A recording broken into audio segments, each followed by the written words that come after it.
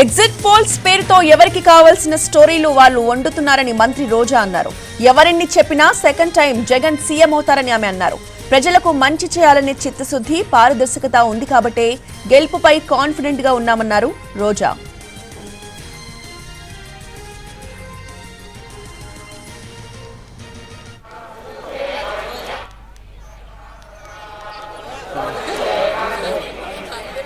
Exit polls పేరుతో ఎవరికి కావాల్సిన స్టోరీలు వాళ్ళు వండుతున్నారని మంత్రి రోజా అన్నారు.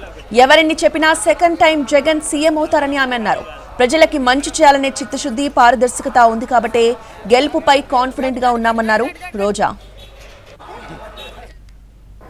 ఎవరికి కావాల్సిన స్టోరీలు వాళ్ళు వండుతున్నారనేది మనం గమనిస్తూనే ఉన్నాం.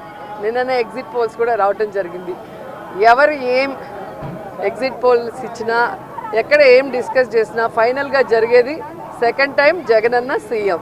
ఎందుకంటే ఈ రాష్ట్ర ప్రజలు సంక్షేమానికి, అభివృద్ధికి పట్టం కట్టడానికి రెడీగా ఉన్నారు కాబట్టే మహిళలు, ముసలి వాళ్ళు పెద్ద ఎత్తున రాత్రి 9 అయినా కూడా ఎదురు చూసి ఓటింగ్ వేసి వెళ్ళటం మనం అందరం కూడా గమనించాం. సో మనకి స్వాతంత్రం వచ్చిన తర్వాత ఇంత పెద్ద ఎత్తున సంక్షేమాన్ని, అభివృద్ధిని ప్రజల కోసం అందించిన ఏకైక ముఖ్యమంత్రి జగన్మోహన్ రెడ్డి గారు. రాష్ట్రం విడిపోయి నష్టాల్లో, కష్టాల్లో ఉన్నా కూడా ప్రభుత్వ బాధ్యతగా ప్రజలకి మంచి చేయాలి, రాష్ట్రాన్ని అభివృద్ధి వైపుకు నడిపించాలి అని చిత్తశుద్ధితో పారదర్శక పరిపాలన అందించారు. కాబట్టే ఈరోజు మేమంతా కూడా చాలా కాన్ఫిడెంట్గా ఉన్నామన్న విషయాన్ని మీ అందరికీ తెలియజేసుకుంటున్నాను.